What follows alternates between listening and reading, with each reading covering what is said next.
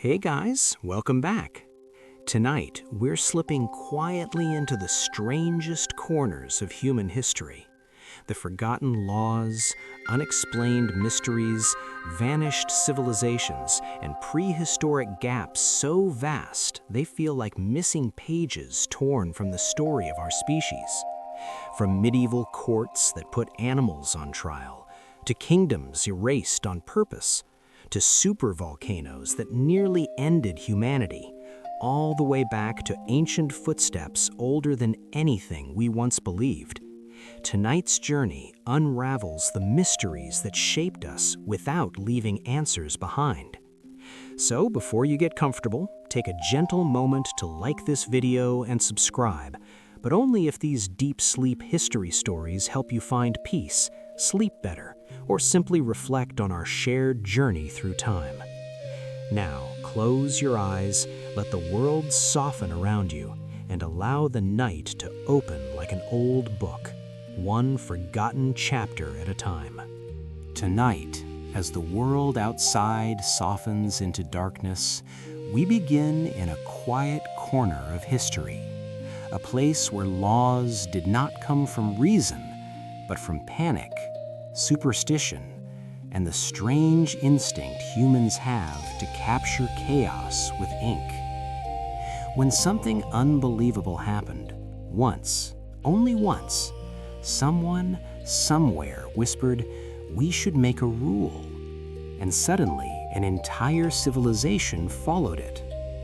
It is comforting, in a way, to think that even the rulers of the past had no idea what they were doing.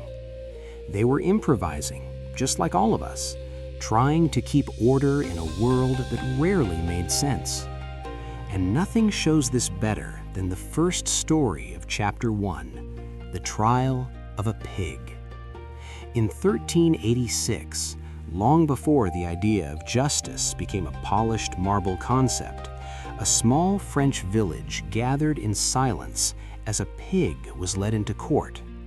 Not carried, not pushed, escorted like a person accused of a grave crime. Witnesses pressed close to the wooden railings, priests whispered prayers, and a clerk carefully dipped his quill into ink so thick it almost clung to the air. Medieval people believed deeply that the world was full of signs, omens, and meanings. If a pig killed a child, it could not simply be an accident. It had to be a moral crime. So the villagers did what humans have always done when frightened. They created a ritual to contain the chaos. The pig was assigned a lawyer, a man who must have wondered how his life had led him to defend a farm animal wearing a tiny, ill-fitting tunic. Testimonies were read, witnesses described the tragedy. The judge, with all the seriousness of a man balancing the universe, declared that justice must be served. And so, the pig was sentenced to execution, as though punishing one animal could restore cosmic order. The law that resulted from this trial allowed animals to be prosecuted like humans. It sounds absurd, but for medieval communities, it was their way of insisting the universe could be made orderly again. And perhaps the strangest part is not that the law existed, but that for centuries these trials continued, quietly shaping how people understood guilt and responsibility. When you listen to stories like this in the quiet of the night, they begin to feel almost poetic, like echoes of a world trying desperately to understand itself. Humans need patterns. They fear randomness. And so, even a pig on trial was a way of pretending that all tragedies could be explained if only the right law was written. Tonight, as we drift deeper into the soft glow of old candles and parchment, remember this: the past was not filled with fools, only people doing their best with a confusing world. And sometimes, their attempts to find order created laws stranger than anything fiction could invent.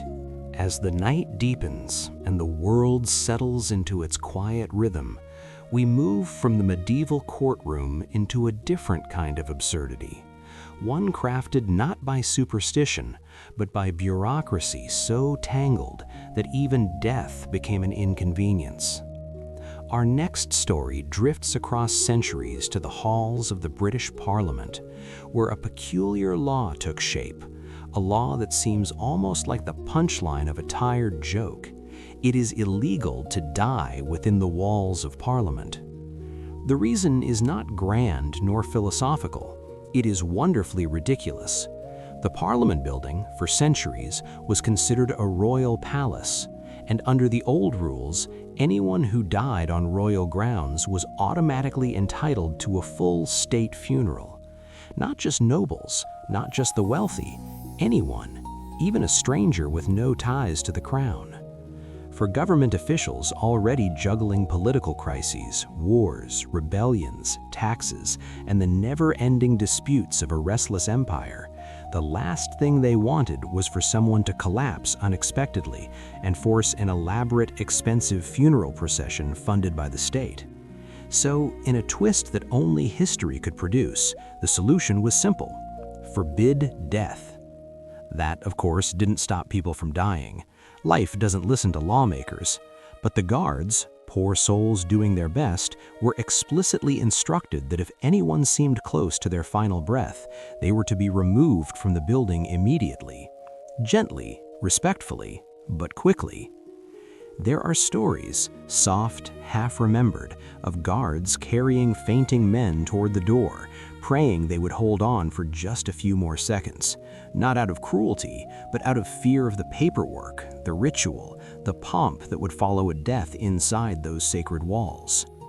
In the dim glow of late-night oil lamps, you can almost imagine the quiet panic of those moments, the shuffle of hurried footsteps, the murmured, "Come on, stay with us," the absurdity of humans trying to outrun something as inevitable as their final breath. And strangely, this law still lingers today, not fully removed, not fully enforced, simply floating there like a relic of an era that tried to control what cannot be controlled. It tells us something profound in its own soft, humorous way. Civilizations often respond to chaos with rules that make sense only to the people who feared the chaos in the first place. And if that story feels unbelievable, the next one feels downright surreal. Because long after only kings wrote laws, long after medieval Europe faded into memory, an entirely different kind of madness took place. It happened in Australia in 1932, a time much closer to us, a time with photographs, newspapers, radios, strategy, and governments that considered themselves rational. And yet, they declared war on birds. Real war, military war. The Great Emu War began when thousands of emus descended upon farmland, trampling crops that desperate soldiers turned farmers relied on to rebuild their lives after World War I. The government, in a burst of confidence, sent soldiers armed with heavy machine guns to deal with the situation. What followed was not a decisive victory, but a quiet humiliation. The birds could move faster than expected. They scattered in unpredictable patterns. Bullets missed, guns jammed. Soldiers chased flocks that split apart like water slipping between fingers. Reporters watched, amused and bewildered, as the emus outran, outmaneuvered, and outlasted the humans entirely. After weeks of struggle, the military withdrew. The birds won. They still roam Australia today with a quiet, accidental victory in their history, one that inspired new rules, new bounties, new agricultural laws to prevent anything similar from happening again. And yet, as we look back on it tonight, there is something strangely tender about the whole ordeal. Humans, believing they could control nature, found themselves humbled by creatures that never meant to fight. And the laws that came afterward were shaped not by power, but by embarrassment, gentle attempts to save face in the wake of a conflict no one expected to lose. As you listen in the soft dark, these stories carry the same quiet truth. History was never carved from logic. It was shaped by accidents, by panic, by pride, by fear, and by the moments when the world surprised the people trying to govern it. And sometimes, the strangest laws were not written in times of wisdom, but in moments when humanity simply didn't know what else to do. As the candle of this chapter burns lower, we step away from armies chasing birds and enter a quieter corner of lawmaking, one shaped not by embarrassment or superstition, but by desperation. History often creates its rules in the moments where a single person's suffering becomes too visible to ignore. And no story embodies this more clearly than the rebellion sparked not by armies or kingdoms, but by one man's unpaid debt. Before we drift into that, there is one more echo of bureaucratic chaos to cross: the Whiskey Rebellion. Imagine a young America, fragile, hopeful, and still learning what it meant to govern itself. After the Revolutionary War, the country was drowning in debt. The solution seemed simple: tax whiskey. It was practical, easy to measure, and widely consumed. But for many small frontier farmers, whiskey wasn't just a drink, it was currency, their livelihood, the only way they could turn grain into something that would survive long journeys to the markets. So when the tax collectors arrived, demanding payment for every drop distilled, one farmer finally broke. He refused, not with anger, not with rebellion in his heart, but with the exhaustion of a man who had nothing left to give. His refusal lit a spark across the frontier. Soon crowds gathered, muttering about unfair laws and distant politicians who had no idea how people lived on the edge of survival. Men armed with pitchforks and muskets appeared on hillsides.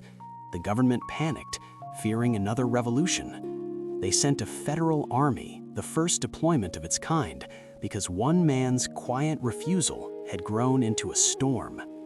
And from this strange moment came a turning point. The federal government's right to enforce taxes became firmly established, a law born not from wisdom, but from fear that the country might fracture before it even began. The irony is almost poetic. What started as a simple attempt to collect money became the spark that shaped the backbone of modern American authority. But this is the way of history. Big structures often rest on small, trembling moments. And it is a trembling moment that leads us to the final story of this chapter, one that reaches even further back into ancient Rome. Before marble forums and mighty generals, Rome was a chaotic collection of families and feuds, and at the heart of its earliest laws was a single tragedy that struck deep enough to reshape an entire society. The story tells of a plebeian, a common man, who fell into crushing debt. At that time, if a person owed money, their body itself became collateral. A debtor could be chained, beaten, or even sold across the sea. This man, desperate and broken, was dragged before the public, his bruises visible to all.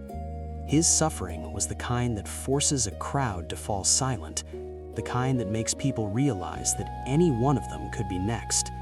And in that moment, something shifted. The people demanded change, real, written laws that protected them. The leaders, fearing revolt, agreed.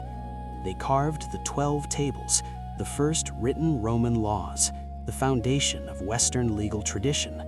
They were imperfect, harsh in many places, but they were a beginning, a way to ensure that no man could be punished in darkness without the world knowing.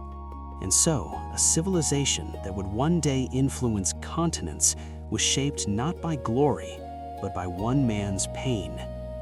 As we close this chapter, the stories blend together like soft smoke rising into the night.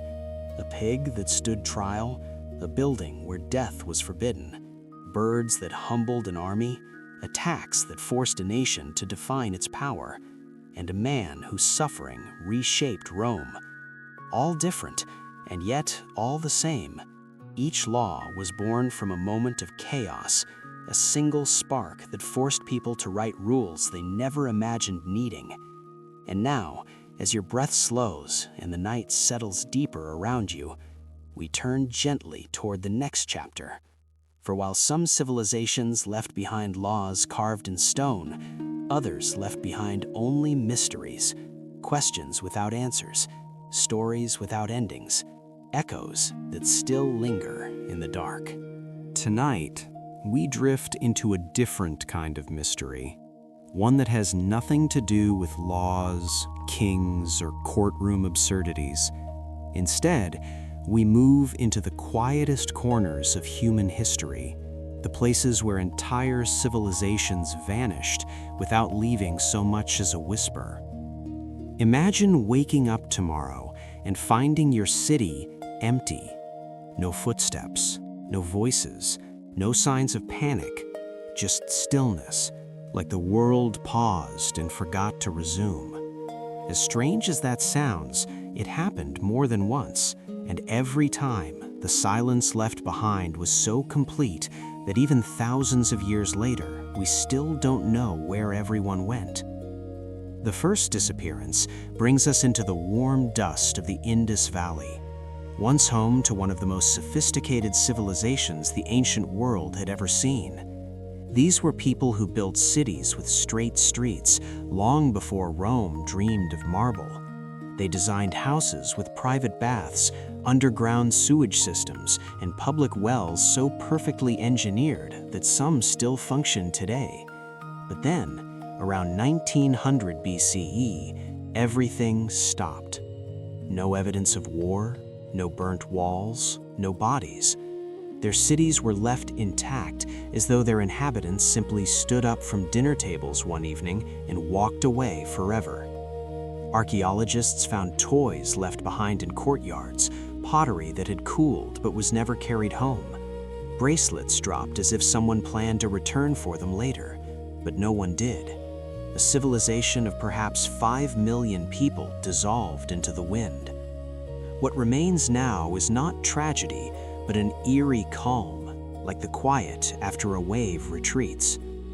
When you look at those silent streets today, they feel less like ruins and more like stages waiting for actors who forgot their entrance cue. And as the candle of this story flickers, it gently guides us toward another disappearance, one hidden beneath the green breath of the Cambodian jungle. Angkor was once the largest pre-industrial city on Earth, a sprawling network of temples, canals, and wooden homes stretching far beyond the stone towers we know today. At its peak, perhaps over 1 million people lived there, breathing life into an empire that shimmered with power. But then, like a whispered secret slipping through fingers, Angkor emptied. The jungle moved in quickly, branches weaving through doorways, roots wrapping around stones with a tenderness that feels almost alive. The city wasn't destroyed, it was reclaimed. And the people? Gone. Some say droughts fractured the empire. Others imagine disease sweeping silently through the city. Some suggest invaders came, though no scars of conquest remain. What lingers instead is a strange softness, as if nature wanted to keep the truth for itself. If you stand among the temples at dawn, when mist curls around the towers like old memories, you can feel how abruptly the human story there ended. It's not frightening, it's peaceful, as though the people of Angkor left behind a city they hoped the world would rediscover one day. And tonight, in the gentle dark, we let that silence lead us onward, deeper into the past, toward a civilization that carved its home into cliffs high above the desert floor, only to leave them just as suddenly. As the night settles deeper around us, we drift from the forests of Angkor to a landscape carved by wind and sandstone, a place where an entire culture built its homes in the cliffs as though trying to keep themselves hidden from time itself. The Anasazi, or the ancestral Puebloans, created a world suspended high above the canyon floor, their rooms tucked into the stone like small pockets of life protected from the desert sun. When you stand before their abandoned dwellings today, the silence feels almost respectful, like the earth itself is holding its breath. These people lived with a rhythm shaped by seasons, by stars, by the steady pulse of the desert. They built granaries to store their food, carved stairways into rock walls, and painted symbols onto stone, fragments of thought meant to travel across centuries. And then, sometime around the 13th century, everything simply stopped. The buildings were left mid-construction, pots still held grains that would never be cooked. Tools were placed neatly beside workstations as though the owners planned to return after a brief rest. But no one came back. Whatever happened was not loud. It wasn't fire or invaders or sudden catastrophe. It was a disappearance so gentle that the desert winds barely noticed. Some believe drought pushed them away. Others imagine internal conflict. But none of these explanations fully match the stillness left behind. A stillness so complete that even birds seem to quiet their wings when they fly past the empty cliff houses. From these canyons, we drift across the sea, carried softly through time into the world of the Mycenaeans, a civilization of warriors, traders, and kings who dominated the Bronze Age long before classical Greece rose to power. Their palaces stood like fortresses, their goldwork shimmered with impossibly delicate beauty, and their writing preserved stories filled with gods and heroes. And then the lights of their world dimmed, slowly at first, then suddenly. Their cities emptied, their literacy disappeared for nearly 4 centuries. Greece entered a darkness so deep that even their descendants could no longer remember how their ancestors lived.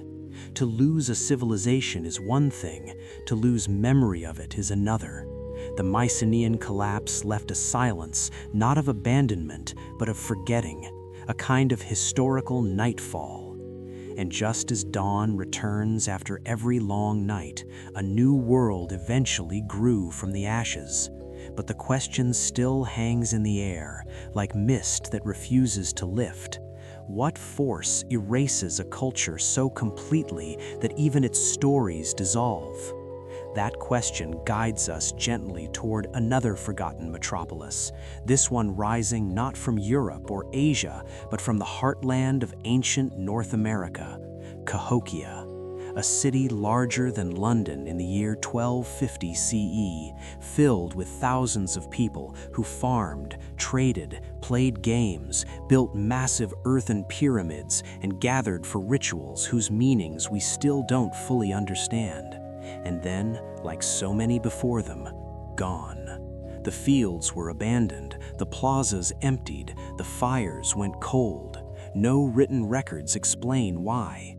Was it famine, conflict, a shift in climate, or perhaps something simpler, quieter, and exhaustion that only a great civilization feels when the world around it changes faster than it can adapt? When you walk across the grassy mounds today, the silence carries a strange tenderness, like the city is sleeping beneath your feet and doesn't wish to be disturbed. In these stories, we begin to sense a pattern, not of destruction, but of vanishing, not chaos, but departure. And as we follow that thread through the darkness, it leads us toward one final storm in this chapter, a force so mysterious that it reshaped the entire Mediterranean world before disappearing themselves.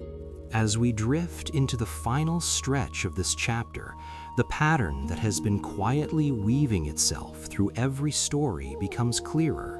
Not one of violence or calamity, but a strange and gentle fading, as if entire cultures simply slipped out of the world the way dreams slip from memory at dawn.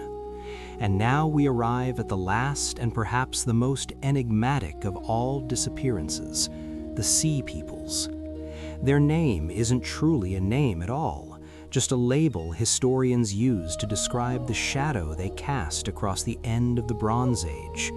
They appeared suddenly across the Mediterranean, striking cities with precision and force, overwhelming armies that had once stood unshaken for centuries. And then, just as quickly, they were gone. What makes their story different from the others is that they didn't vanish alone. They took nearly every major Bronze Age civilization with them. The mighty Hittites, who had ruled a vast empire, collapsed into dust. Egyptian inscriptions describe desperate battles, entire coasts burning, refugees fleeing shorelines swallowed by fire. Trade routes died. Writing systems were forgotten. The ancient world seemed to hold its breath as if the lights of civilization were flickering out one by one. And yet, after the destruction, the sea peoples themselves dissolved. No homeland, no ruins, no graves, no language we can identify. Only fragments, scribbled mentions on temple walls, faint clues in scattered artifacts, whispers of their presence in myths older than written memory. It is though they came from the sea, reshaped the world, and then melted back into the waves that carried them. When you listen closely to their story in the quiet of the night, it feels less like history and more like a tide that rose too high, wiped clean the sand, and slipped away before anyone understood what had happened. As strange as it seems, their disappearance created the conditions for new civilizations to rise. Greece, Israel, Phoenicia, they all emerged in the world left behind. Sometimes a mystery is not a void, sometimes it is fertile ground. And now, taking a slow breath in the quiet of this moment, we step back and look at the tapestry these vanishings create. The Indus Valley's silent departure, Angkor embraced by the jungle, the Anasazi stepping away from their cliff homes, the Mycenaeans fading into long centuries of forgetting, Cahokia sinking beneath the grass, and the sea peoples vanishing into the same darkness they brought to others. Each disappearance is different, yet they echo one another in the softest way. It is not destruction that unites them, but an almost poetic retreat, a turning of entire societies towards some unknown horizon. And maybe that's why these stories soothe us instead of frightening us. They remind us that history is not always loud, that endings are not always tragic, that sometimes, for reasons we may never know, people simply chose to walk away or were carried away by forces too subtle to leave scars. As the candle of this chapter burns low, let yourself sink into that idea. Civilizations rise, civilizations fade, and somewhere in that rhythm between creation and disappearance lies a kind of peace, a reminder that not everything must be understood to be meaningful. Tonight, as we close the chapter, the mysteries you've heard linger softly in the air, not demanding answers, only inviting wonder. And from this quiet place, we will drift onward into the next chapter, where history's forgotten shadows wait gently in the dark. Tonight, as the world softens into the quiet hours, we open a chapter that feels different from the peaceful vanishings of civilizations before. These were not cultures that drifted gently into the night. These were kingdoms pushed into silence, erased intentionally, their names scraped from stone, their stories swallowed by those who feared them, envied them, or wanted their memory to vanish. Imagine a library where someone tears out entire chapters, hiding them under floorboards so no one will ever read them again. That is what happened to the first kingdom we enter tonight, Kush, Egypt's hidden rival. When most people think of ancient power, they imagine Egypt's long shadows stretching across deserts, pharaohs, pyramids, and gods carved in gold. But south along the Nile, Kush rose with equal brilliance. Their kings once marched north and ruled Egypt for nearly a century, their crowns shining in temples that later rulers tried to repaint, recarve, or simply destroy. Egyptian scribes erased their names. Chroniclers pretended their dynasty never happened. But history is stubborn, and in the quiet sands of Nubia, pyramids stood, hundreds of them, slender and steep, more numerous than those of Egypt itself. The world rediscovered them only in the 1800s, as if the desert finally whispered, "They were here, and they were magnificent." Standing among those pyramids today, one feels a soft ache, the kind that comes from realizing how easily memory can be bent, edited, or deliberately broken. Yet no erasure is perfect. Stones remember what ink tries to hide. And as we move slowly from the Nile's shadow, we find ourselves drifting west, toward a kingdom wrapped not in silence, but in myth. Tartessus, a place the Greeks wrote about, a place the Bible hints at, a land said to be rich in silver, where ships with shimmering hulls once departed toward the far edges of the world. And yet, no one now knows exactly where it stood. The coastlines of Iberia hold fragments, strange inscriptions, abandoned mines, whispers of a people whose wealth drew attention from allies and enemies alike. Some believe Carthage destroyed it out of fear. Others say the sea reclaimed it, slowly and patiently. What we know is little. What we feel is more. Tartessos is the kind of mystery that breathes, just out of reach, like a story half remembered from childhood. When you imagine its markets glowing with bronze, its harbors filled with voices now long gone, a quiet sadness settles over the night. A kingdom can be wealthy enough to catch the eye of empires, but not powerful enough to survive their gaze. And as the sound of distant waves fades, we turn toward a very different disappearance, one that rippled across continents in ways few people today realize: the Khazar Empire. For 3 centuries, they guarded the arteries of the Silk Road, controlling the flow of goods, ideas, and wealth between worlds. They were a crossroads of traders and travelers, a gate through which caravans passed like rivers. And then, in one of the most unusual turns in medieval history, their rulers converted to Judaism, a choice so striking that it puzzled and unsettled the great powers surrounding them. After the year 965, their presence dissolved from written records, not gradually, abruptly, like a candle pinched between 2 fingers. Some say they were conquered, others say they blended into neighboring peoples. A few believe they chose to disappear to escape persecution. Whatever the truth, the silence they left behind is thick, almost intentional. A kingdom that shaped medieval Europe, erased like chalk washed from a slate. And as we drift into the deeper hours of the night, their absence feels like a soft hollow in history, one that invites us to listen more carefully, because what was erased often whispers the loudest. Beyond the fading echoes of the Khazar Empire, the night opens into one of the oldest mysteries ever recorded, a place ancient Egyptians spoke of with reverence, though they could never seem to agree on where it actually was: Punt. They called it the land of the gods, a distant realm where incense trees grew from silver soil and the air shimmered with the scent of myrrh. Egyptian reliefs show ships arriving at its harbors filled with treasures carried by people whose faces were carved with an almost affectionate detail.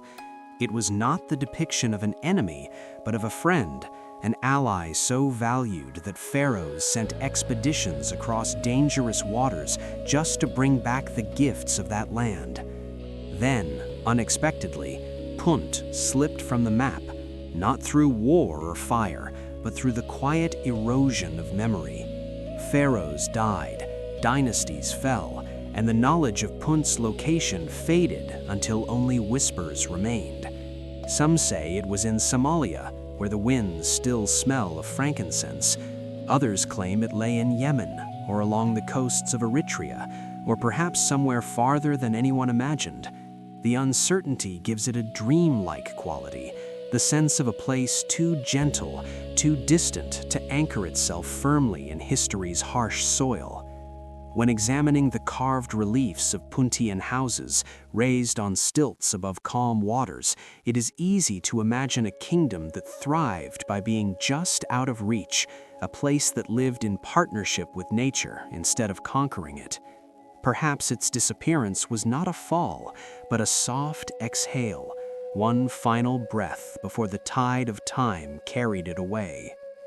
Moving from this misty kingdom, the story shifts toward a far more dramatic erasure, one that removed an entire superpower from the memory of the world, the Hittites, an empire vast and formidable, rivaling Egypt in strength, negotiating treaties, waging wars, shaping borders that influenced continents.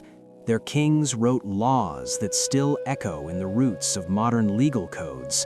Their warriors clashed with Egypt at Kadesh, the site of one of the most documented battles of antiquity. And then, astonishingly, their memory evaporated. For nearly 3,000 years, the world forgot they ever existed. When scholars read the word Hittite in ancient texts, they assumed it referred to some minor tribe, too insignificant to leave a trace.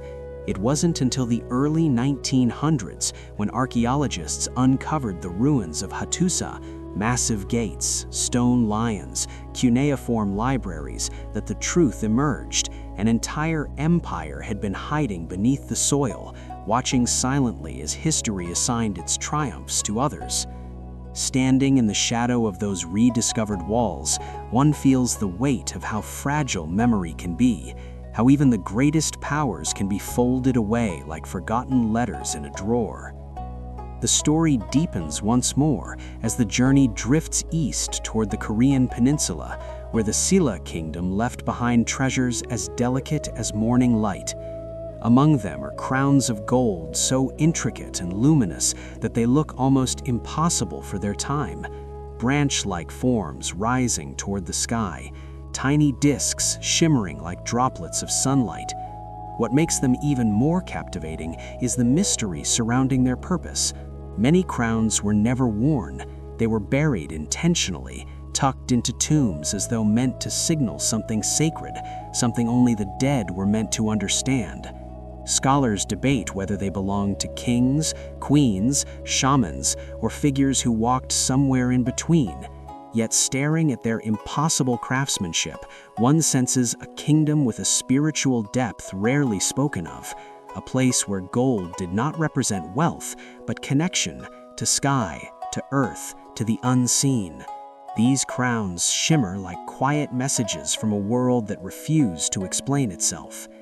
When seen together, Punt lost to the tide of memory, the Hittites hidden beneath the earth, Silla shimmering like a dream left in the dark, they form a constellation of kingdoms that did not just vanish, they were concealed, altered, silenced. And in the gentle stillness of this moment, their hidden stories rise again, soft as dust lifting in moonlight. The stories of hidden kingdoms begin to form a quiet pattern, a reminder that human history is not only built on what was recorded, but also on what was deliberately concealed. Some civilizations were allowed to fade, carried off by time like drifting mist. Others were pushed into silence by rivals who feared their legacy, their power, or the truths they represented. And in this final stretch of the chapter, the night brings these forgotten worlds together in a way that feels almost tender, as if their voices had been waiting for centuries to be heard again. When looking across history's long horizon, the erased kingdoms do not shout, they murmur. Their traces appear in scattered inscriptions, in fragments of pottery, in tombs sealed with purpose. And each piece hints at a world once vibrant, once full of life and ambition, yet softened by the hands of conquerors who rewrote memory as easily as one edits a story. What remains is not emptiness, but quiet resilience. Take Kush, Tartessos, Khazar, Punt, Hittite, and Silla. Each one shaped the world in ways far greater than the silence that followed them. Their stories survive not through official chronicles, but through persistence, stones that refuse to crumble, gold that refuses to tarnish, myths that refuse to vanish. Each kingdom carries a different shade of disappearance. Kush lingered beneath the desert, guarded by sharp-angled pyramids that stood firm even after their names were erased from temple walls. Tartessos dissolved into salt wind and rumor, leaving behind the uneasy feeling that its wealth may have threatened the wrong enemies. Khazar slipped out of sight so completely that historians still debate whether the empire ended in battle or simply walked off stage and blended into new identities. Punt survived in memory long after its shores vanished from maps, a dreamlike reminder that some places can live only in the imagination once their physical traces fade. The Hittites returned like a forgotten melody unearthed in stone tablets, rising unexpectedly from 3 millennia of silence. And the golden crowns of Silla shimmer with questions that may never be answered, treasures hidden not to be displayed, but to communicate with realms beyond the living. When placing all these pieces together, a soft truth emerges. Erasure is not the opposite of existence. A kingdom can be forgotten by historians, yet still echo through languages, religions, trade routes, and customs that survived the fall of its cities. Influence leaves longer shadows than memory. If you close your eyes for a moment, you can almost picture them.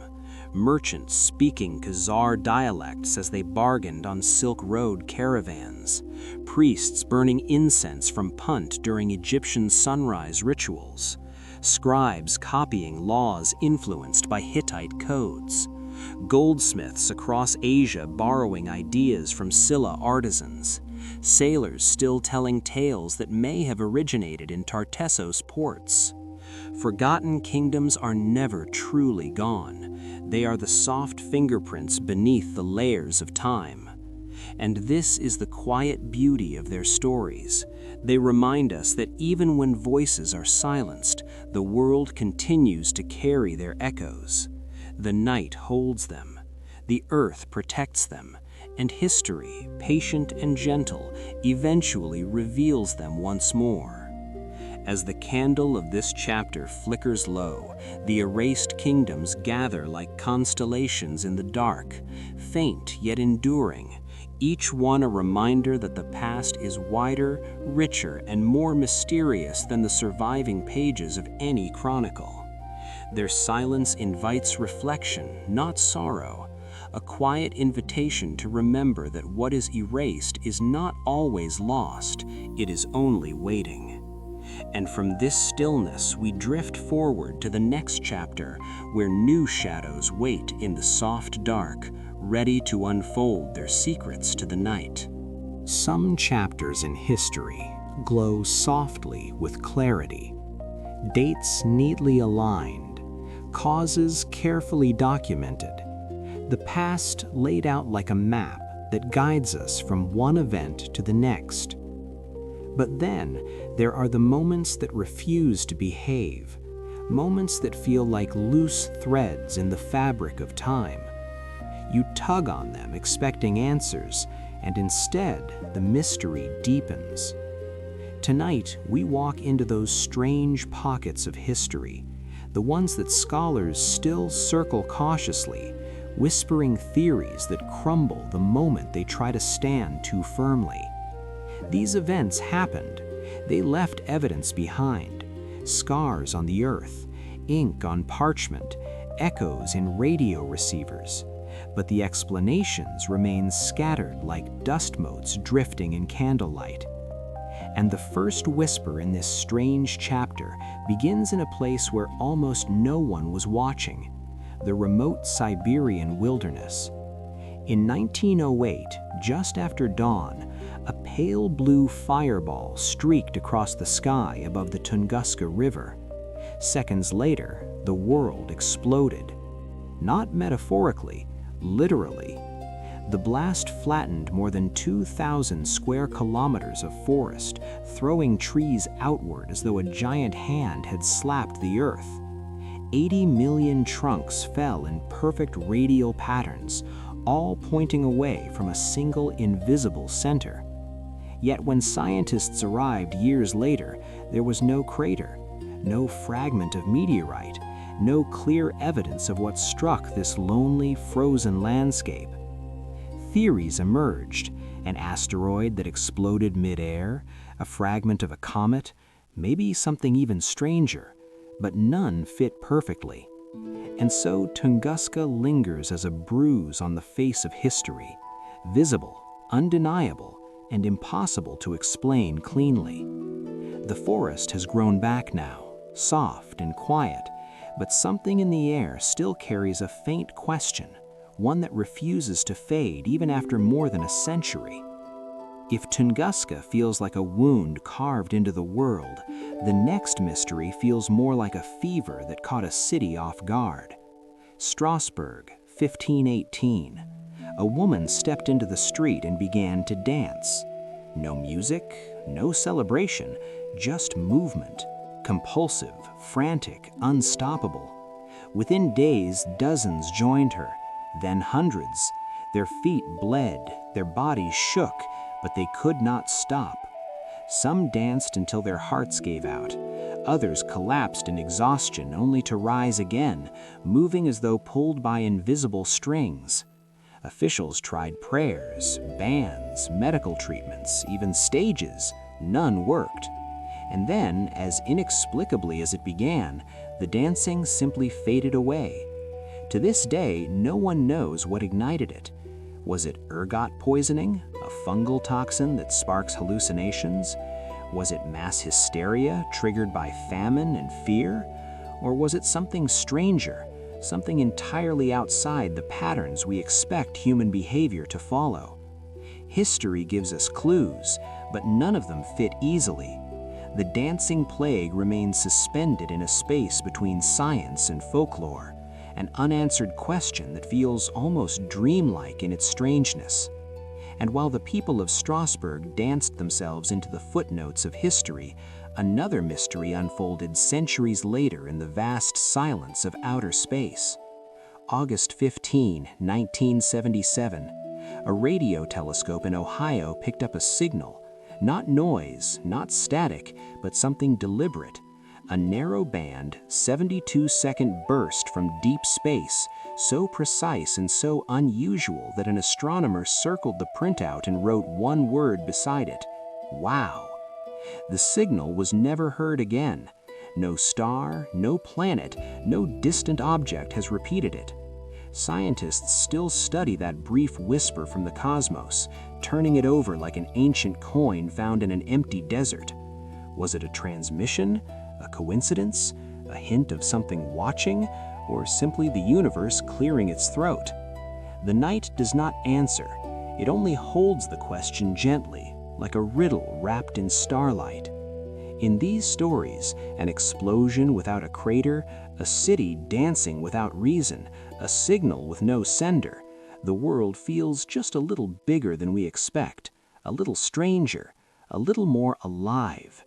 And tonight, as we drift deeper into the chapter, the mysteries continue to unfold like soft pages in an old book, inviting us to move quietly toward the next unanswered wonder. Mysteries often arrive like faint ripples, subtle at first, then widening until they touch everything around them. And as the echo of the wow signal fades into the quiet of the night, another enigma rises, not from the sky, but from the fragile world of ink and parchment. A book with no author, no readable language, and no key to unlock its intent. The Voynich manuscript. For more than 6 centuries, it has pulled scholars, cryptographers, linguists, even codebreakers from wartime intelligence agencies into its orbit. Yet the manuscript remains untouched by comprehension. Its pages bloom with illustrations, delicate plants that belong to no botanical family, star charts that do not match any sky we know, strange diagrams of figures bathing in green pools connected by flowing channels. The writing curls across the page like a script from another world, confident yet impossible to decipher. Every stroke of the quill suggests purpose, yet the meaning stays sealed beneath the ink. Some believe it is an elaborate hoax. Others argue it is the last surviving text of a forgotten culture. But when you look closely at its pages, the mystery feels too earnest, too intentional to be a prank. The book breathes with the quiet conviction of someone trying desperately to communicate across centuries, only for their voice to be muted by time itself. The sensation of reading it, or trying to, is oddly soothing, like standing beside a locked door whose key has long since crumbled. You do not need to understand it to feel its weight.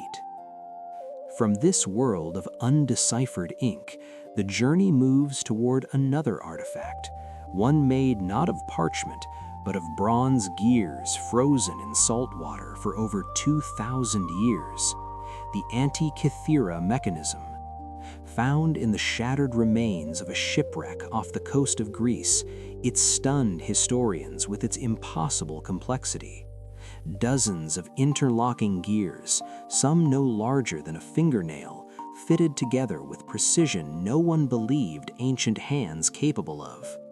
When reconstructed, the device revealed itself as an analog computer, able to predict eclipses, chart planetary positions, and track the motions of celestial bodies with astonishing accuracy. It was not merely ahead of its time, it seemed to belong to a different timeline entirely. For 1,000 years after its creation, nothing like it would appear again.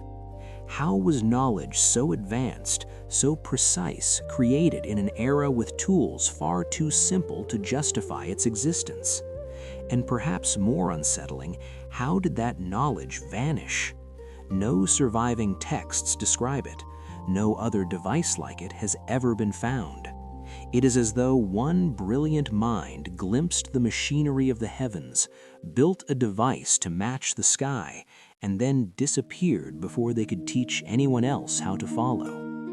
Looking at its corroded gears feels like gazing at a star through fog. The shape is there, but the details dissolve the closer you come. And in the soft glow of this hour, the mechanism seems less like a tool and more like a whisper from a forgotten lineage of thinkers, a reminder that human brilliance flickers in the strangest corners of history. But mysteries are not limited to ancient seas or cryptic scripts. Some hum quietly beneath the fabric of everyday life, so subtle that most people never notice them at all. In the small town of Taos, New Mexico, a low buzzing sound began to be reported in the 1990s. Steady, droning, persistent. Only a small percentage of people could hear it, yet those who did insisted it was constant, almost alive, resonating at the edge of awareness. Engineers, physicists, and investigators tried to capture it, to measure it, to give it shape, but the hum resisted every attempt to pin it down. No machine reproduced it, no source was located. It existed only in the perception of certain listeners, like a shared dream humming beneath the floorboards. And perhaps that is the quiet thread connecting all of these enigmas. Signals from the sky, words without meaning, gears that should not exist, sounds without sources. They remind us that the world remains wider than our explanations.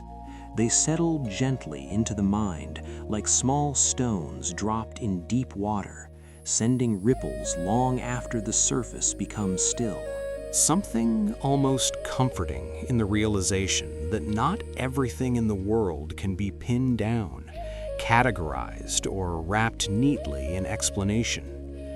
For all our instruments, algorithms, and theories, there remain pockets of existence that simply slip through our fingers. The unexplained sits quietly beside us, not to frighten, but but to remind us that mystery is part of what makes the world feel alive. And as the soft echoes of the Taos hum drift into silence, the final stretch of this chapter opens like a dimly lit hallway, one lined with questions we can approach gently without expecting final answers. Consider how each mystery in this chapter leaves behind a different flavor of wonder. Tunguska revealed the raw, unpredictable force of the heavens, yet withheld the nature of the visitor that carved its invisible impact. The dancing plague exposed the delicate threads between mind and body, hinting that human behavior can sometimes break free of reason. The wow signal lifted our eyes toward the stars and made the universe feel a little less empty. The Voynich manuscript whispered in a language no one could follow, yet carried a strange serenity in its refusal to be decoded. The Antikythera mechanism showed that brilliance can bloom in places we never expect, only to vanish again before leaving a clear trail. And the Taos hum taught us that even in the modern world, where everything seems measurable, something can hum beneath awareness, quiet and persistent, untouched by explanation. When viewed together, these mysteries form a constellation, not of stars, but of unanswered questions glowing faintly across the timeline of human experience. They tug gently at the imagination, encouraging us to explore not only what we know, but also the soft edges of what we cannot describe. In the calm of this hour, the mysteries begin to feel less like problems and more like companions. They sit at the edge of the candle's glow, distant enough to spark curiosity, close enough to feel comforting. Perhaps that is why these stories endure. They tell us that history is not a finished book. It is a living, breathing landscape full of hidden rooms, some locked, some forgotten, some intentionally sealed. And each time we stumble upon one of these rooms, the past greets us with a quiet smile, inviting us to step inside even if we cannot understand everything we see. There is beauty in not knowing, in allowing questions to remain open, in letting the unknown rest beside us like a soft shadow. When we listen to history this way, not as detectives hunting answers, but as travelers passing through the dimmer corridors of time, we begin to appreciate the mysteries not for what they hide, but for what they reveal, that the world still holds secrets and always will. In the gentle stillness of the moment, imagine all these mysteries drifting together, suspended like lanterns in a slow-moving current. They do not rush, they do not demand, they simply glow. Their light is quiet, steady, and strangely calming. And just before we close this chapter, one thought lingers, a reminder that unanswered questions are not dead ends, they are doorways. They invite wonder, they invite humility, they invite us to breathe a little more slowly, to accept that some parts of existence are meant to be felt rather than solved. As we slip out of this chapter and prepare to enter the next, the mysteries remain behind like distant stars, constant, patient, and endlessly intriguing, guiding us softly into whatever the night will reveal next.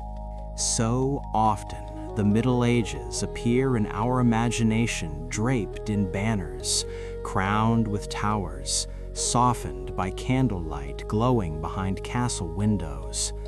But history, when approached quietly, reveals that beneath the familiar images lies a stranger world, one stitched together with customs and rituals so unusual that many historians leave them sitting in the shadows, untouched. Tonight, we wander into those dim corridors, brushing aside the tapestries to glimpse the secrets that rarely make their way into textbooks. Some are unsettling, some deeply human, and some so surreal they feel like dreams forgotten at dawn. And the first secret arrives not in a battlefield or a throne room, but in the quiet corners of aristocratic Dardens. Across wealthy estates, there existed a profession unlike any other, a job defined not by action, but by stillness. The ornamental hermit. These were real men hired to live as human symbols of wisdom or melancholy, tucked into garden grottos specially built to look ancient and ruinous. Landowners wanted their estates to feel philosophical, mysterious, touched by the gravity of solitude, and so they employed hermits the way one might commission a statue or a fountain. Contracts could last 7 years or 20, during which the hermit was forbidden to cut his hair or nails, forbidden to speak to visitors, forbidden even to bathe. He became part of the landscape, a living relic intended to evoke reflection in those who passed by. Imagine the silence of such a life, days marked only by shifting shadows across stone, nights softened by the rustle of leaves, and the knowledge that the world expected nothing from you except your continued existence. Isolation was both the job and the payment.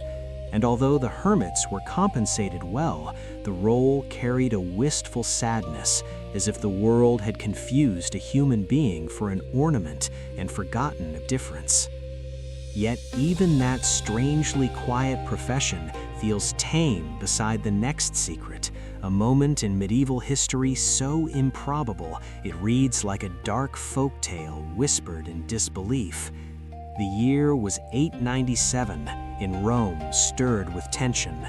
Pope Formosus had died months earlier, but his successor, driven by vengeance and politics, sought to erase him from memory in the most literal way possible. A trial was convened, a court gathered, robes were prepared, but the defendant was already dead. Formosus's corpse was exhumed, dressed again in papal vestments, seated upon a throne and placed before the judges. A trembling deacon was assigned to answer questions on the corpse's behalf. Spectators watched as accusations were read out to a body that could not speak, its silence twisting the proceeding into something both grotesque and haunting. When the verdict was declared guilty, Formosus's blessing fingers were cut off and his body was cast into the Tiber River. And yet even this cruelty did not remain final. Later, loyal followers secretly retrieved his corpse and reburied him with honor, as though trying to restore dignity to a world that had briefly forgotten it. This event, now known as the Cadaver Synod, lingers like a bruise on medieval memory, a reminder that power, once tangled with fear and anger, can twist into rituals that defy every expectation of humanity. As the night deepens, these stories settle over us with a strange softness. They are unsettling, yes, but also strangely intimate. They reveal the Middle Ages not as a monolith of knights and kings, but as a tapestry woven from countless quiet oddities, rituals shaped by longing, grief, pride, and the desire to control the narrative of history itself. And from here, the secrets only grow stranger, guiding us deeper into the soft unknown of the medieval imagination. There is a quiet strangeness to medieval life that rarely survives in the stories we tell. Not because these secrets were small, but because they reveal a world guided by instincts and beliefs that don't fit neatly into our modern sense of logic. And as the echoes of the Cadaver Synod fade into the dimness, another odd corner of the Middle Ages begins to emerge, this time in the form of justice shaped not by evidence, but by the strength of one's arm. Trial by combat. To modern ears, it sounds like something from myth, a dramatic duel played out on horseback or with gleaming swords. But in truth, most combats were painfully ordinary. Two people might stand in a field, gripping crude weapons, each believing that God would grant victory to the one whose claim was righteous. Even more curious, the disputes settled this way were often mundane: land boundaries, disagreements over debts, questions of inheritance. Sometimes neither party wished to fight at all, and so champions were hired, professionals, skilled or not, whose bravery or desperation was purchased like a legal service. Imagine handing your fate, your property, your reputation to a stranger who might be quicker, stronger, or simply luckier. Losing could mean ruin. Winning could mean survival. And still the system endured for centuries, its roots held firmly in the belief that divine will could be read through the swing of a blade. What lingers most from this practice is not the violence, but the insecurity it reveals. A world where truth seemed too slippery to grasp, so people turned to force to make sense of it. And yet, even this strange form of justice feels almost rational compared to another medieval secret, one that lived inside the kitchens of castles and courts: the royal tasting profession. Every meal prepared for kings, queens, and noble families carried a silent threat. Poison was a weapon as subtle as it was deadly, and the fear of it seeped into every dish. To guard against assassination, tasters were appointed, men and women whose job was to eat the food first, to swallow the danger before it touched a royal tongue. It was a profession of contradictions, well-paid yet perilous, respected yet tragic. Some tasters lived long enough to retire, others did not survive a single banquet. There were stories of tasters who developed a strange resilience, an accidental immunity forged from constant exposure to small doses of toxins. Whether these tales are true or not, they hint at an eerie reality: the human body adapting to danger as naturally as a candle flickers against the wind. Picture a taster standing in a silent hall, lifting a spoon that could be harmless or fatal. Breath held, eyes steady, waiting. That fragile moment between taste and consequence reveals a kind of medieval courage rarely celebrated in grand histories. The courage of those whose names never appeared in records, yet whose quiet sacrifices kept kingdoms running. When these stories sit side by side, the duels fought for property lines, the tasters risking themselves for royal safety, the ornamental hermits fading into garden shadows, the corpse of a pope summoned to answer accusations, they form an unexpected portrait of medieval life, not heroic, not grand, but deeply human. A world bound together not by mythic quests, but by the anxieties, beliefs, and quiet rituals that shaped everyday existence. And as the night settles further, we begin to sense that the strangest secrets are still waiting, softly hidden in the folds of the next chapter of darkness.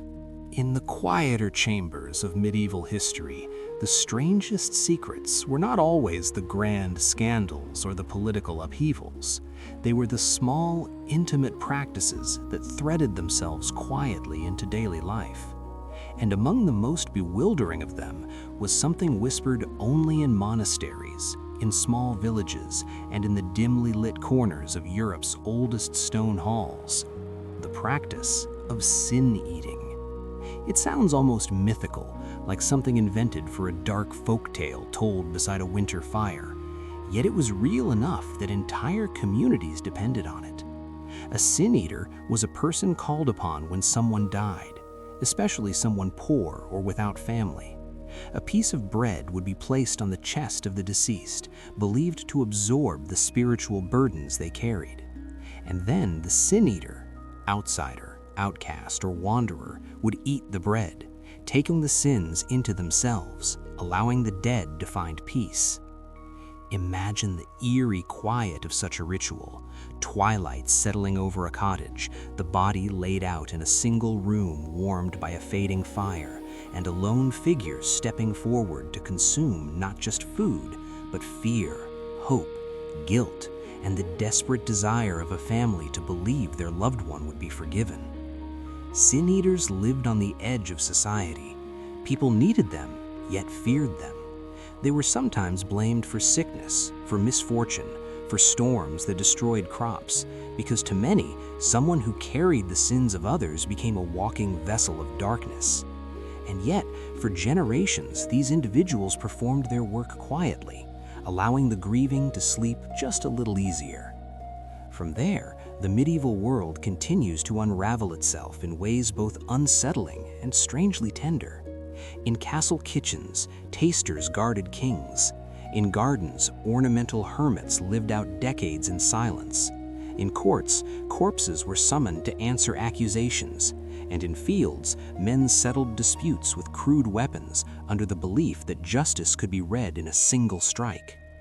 But the Sin Eater, that figure stands apart, because their sacrifice was not for royalty or law, but for ordinary people who simply wanted to believe that love could follow someone into the afterlife. And this blend of fear, devotion, superstition, and longing is what makes the Middle Ages so haunting. Beneath the armor and banners and epic tales, medieval life was deeply emotional, shaped by rituals that tried to make sense of a world where answers were scarce and danger was everywhere.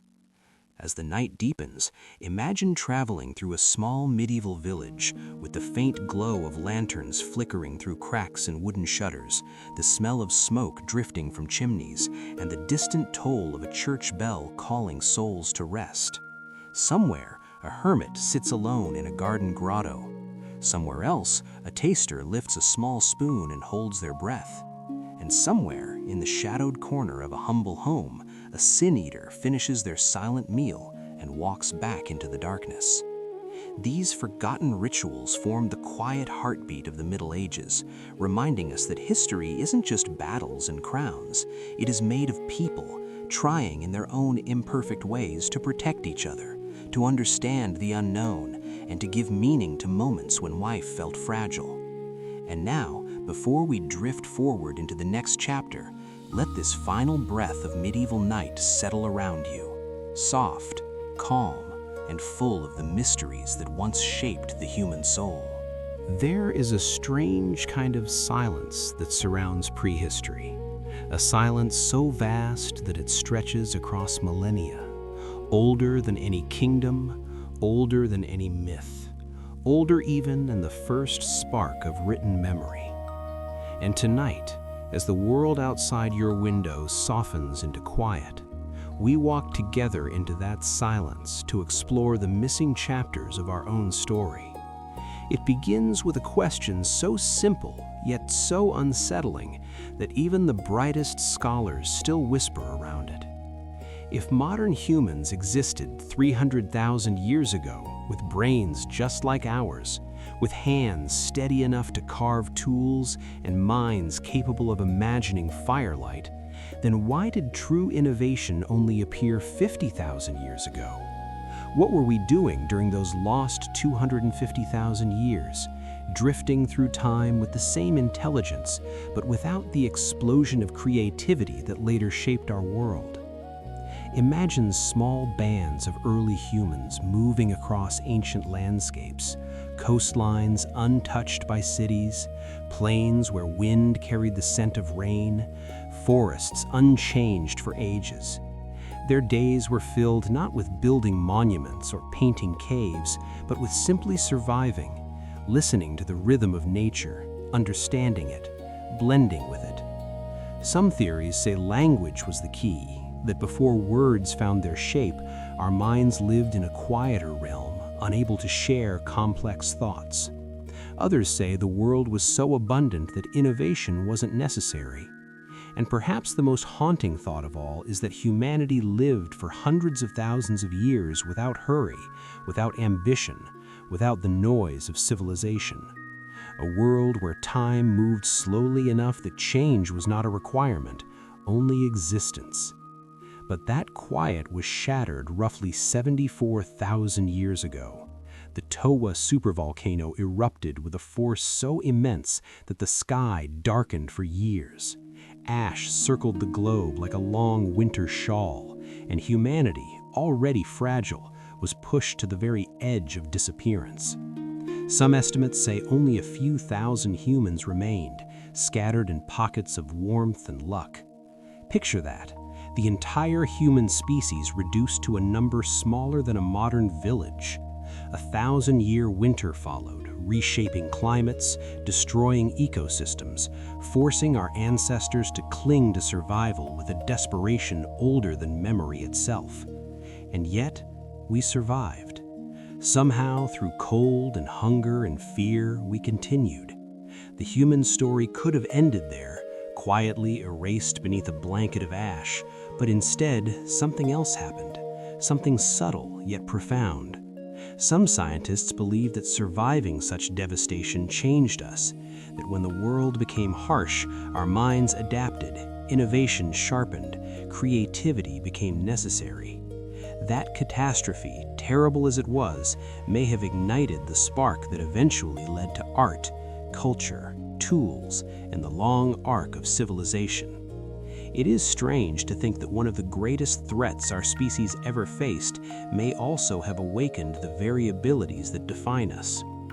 And as the embers of that ancient winter fade in our imagination tonight, another mystery waits at the edge of the dark, one that asks where our cousins went, the ones who walked beside us, hunted beside us, and shared our world for millennia. But we will step into that question gently in the soft light of the next part of our journey. For thousands of years, we were not alone. Long before the world filled with cities and borders and stories carved into stone, another kind of human walked beside us, Neanderthals. They were strong, intelligent, and resourceful, with a quiet resilience suited for the cold winds of Ice Age Europe.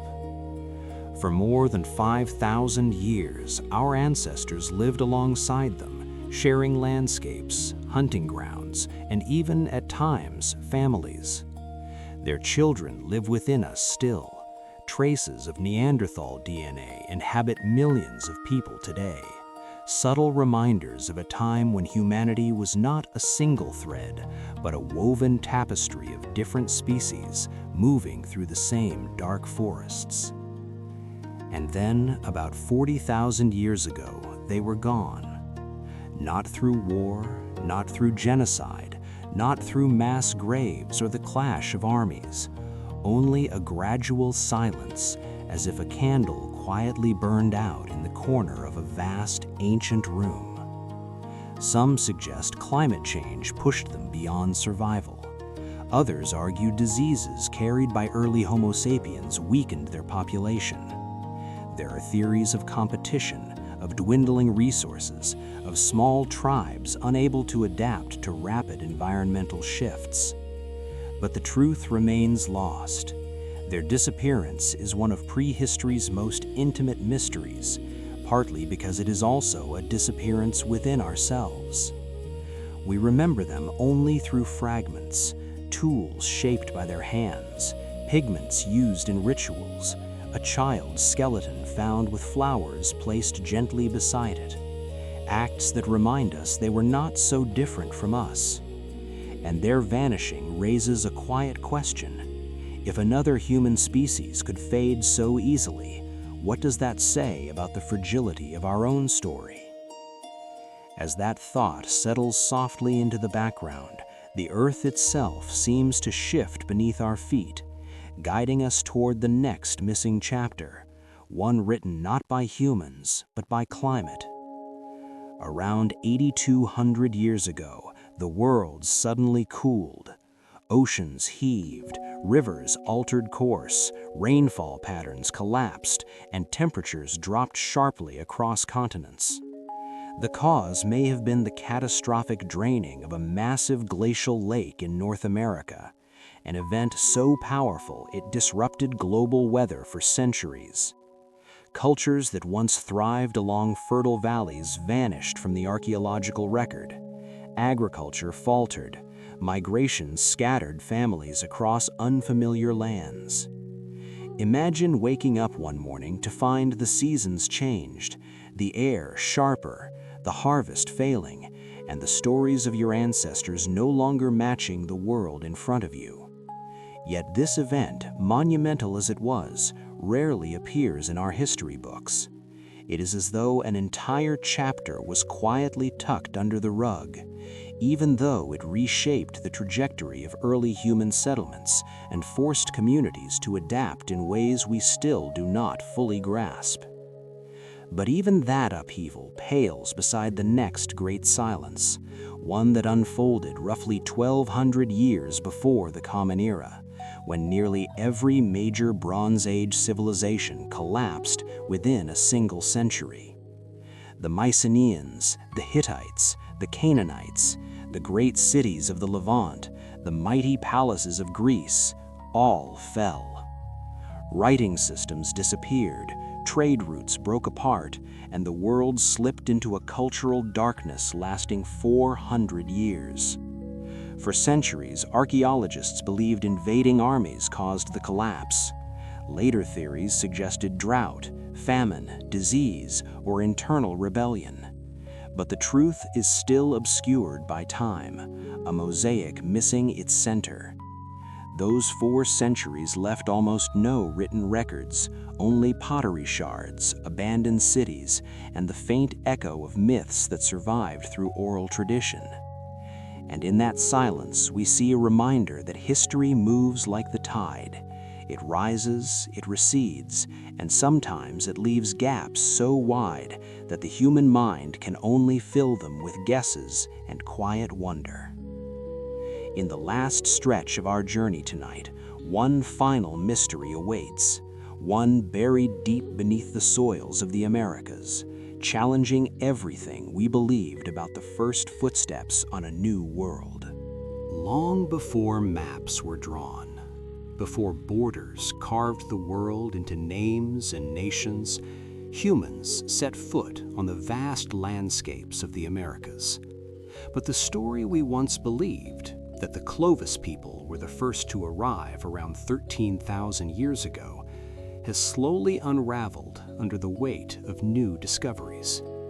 Tools older than Clovis, footprints pressed into ancient mud long before glaciers melted, a scattering of bones and hearths whispering that someone was here, someone who lived, traveled, hunted, raised children, and vanished thousands of years before the people we thought were first. This is the pre-Clovis mystery. For decades, scholars resisted the notion that humans reached the Americas earlier than Clovis culture because the evidence was too sparse, too fragmented, like trying to reconstruct a dream from only a few drifting images. But with each passing year, excavation sites push the timeline back further, 15,000 years, 18,000, even beyond 20,000 years ago. The deeper we dig, the further the story stretches. And yet the question remains, who were these earliest humans? Where did they come from? Did they cross frozen land bridges, drift along coastlines, or follow the migration paths of animals across an unknown world? No one knows. Their voices are gone, their stories dissolved into soil and stone. All that remains are faint traces, a tool carved from chert, a fire pit arranged with care, a small patch of red ochre suggesting ritual or meaning or mourning. And after those brief signs of life, silence. A 7,000-year gap in which human presence seems to flicker out, only to reappear much later in the Clovis era, as though entire generations lived without leaving enough behind for time to remember. And maybe that is the quiet truth of our species, that sometimes whole lives pass gently, leaving only the softest footprint. But as we reach the final stretch of tonight's journey, something becomes clear. These prehistoric gaps are not empty. They are full of questions, possibilities, and the gentle reminder that human history is not a straight line. It bends, pauses, branches, and fades, like footsteps dissolving into sand with the rising tide. The behavioral gap, the near extinction at Toba, the disappearance of Neanderthals, the 8,200-year cooling, the Bronze Age silence, the pre-Clovis mystery. These aren't just missing pages, they are the spaces between heartbeats in the long story of humanity. Spaces that remind us we are a species shaped as much by what we do not know as by what we do. And perhaps that is why these mysteries feel so comforting in the quiet of night. They remind us that uncertainty is ancient, that our ancestors also lived with questions too large to answer, that even in the deepest darkness of prehistory, humans found ways to endure, adapt, imagine, and continue. So tonight, as you drift toward rest, think of the people who walked the world before us, the ones who survived volcanic winters, who watched other human species disappear, who lived through sudden climate shifts, who rebuilt life after civilizations fell, who stepped onto continents no one had ever seen. They carried the same spark we carry now. And even though their voices are lost, the echo of their resilience lingers inside every breath you take. Let that thought settle gently around you, soft as ancient dust. Humanity has lived through silence before. It has lived through mystery, through shadow, through emptiness. And still it walked forward. Still it survived. Still it dreamed. And now, as the last chapter closes, may the unknown feel less frightening and more like a cradle, holding the mysteries of our past and the quiet promise of every tomorrow still waiting to be written.